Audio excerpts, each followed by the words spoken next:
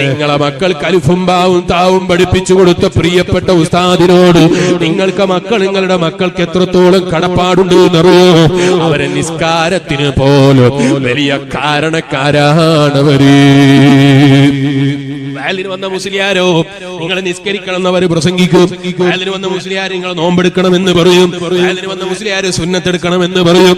മുസ്ലിയാർ എങ്ങനെ നിസ്കരിക്കണമെന്ന് പറയാറില്ല, എങ്ങനെ സുജൂദ് ചെയ്യണമെന്ന് പഠിപ്പിക്കാറില്ല, സുജൂദ് ചെയ്യുമ്പോൾ കൈ എങ്ങനെ വെക്കണമെന്ന് കാണിച്ചു തരാറില്ല, റുക്കൂയിൽ എങ്ങനെ നിൽക്കണമെന്ന് കാണിച്ചു തരാറില്ല.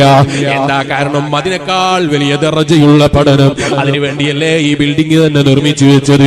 ഇവിടെ എന്തൊക്കെ പതിയെ പണികൾ നടത്താൻ കഴിയും? ഇങ്ങനൊരു ബിൽഡിംഗ് ഉണ്ടായാൽ എത്ര വാടക കൊടുക്കാൻ പറ്റും?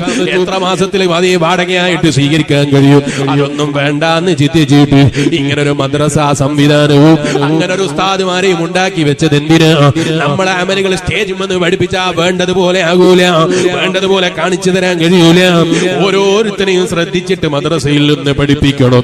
ആ നിനക്ക് മദ്രസയിൽ നിന്ന് പഠിപ്പിച്ചിട്ട് ഓ എന്റെ പ്രിയപ്പെട്ട ഉമ്മമാരെ, ഓ എന്റെ പ്രിയപ്പെട്ട ഉപ്പമാരെ പഠിപ്പിച്ച് പറഞ്ഞേക്കുമ്പോ ആ ഉസ്താദ് ചെറിയവനാണെന്നൊരു ധാരണ മനസ്സിലുണ്ടാകരുത് കേട്ടോ.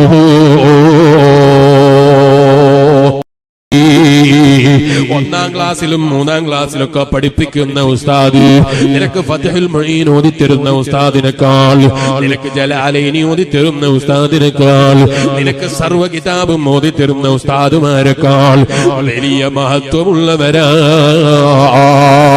കാരണം ജലാലൈനി ഓതിത്തരുമ്പോ നിനക്ക് ഖുർആൻ ഓതുമ്പോ, അതുപോലെ ജലാലൈനിയിൽ ഓരോ ലഫ്ദുകൾ വായിക്കുമ്പോ, ഫത്ഹുൽ മുഈനിൽ ഓരോ ലഫ്ദുകൾ വായിക്കുമ്പോ അലിഫും ബാവും താവും കൂട്ടി എഴുതിയാൽ എന്ത് വായിക്കണം എന്ന് പഠിപ്പിച്ചു തന്ന ഉസ്താദ് അവരല്ലയോ?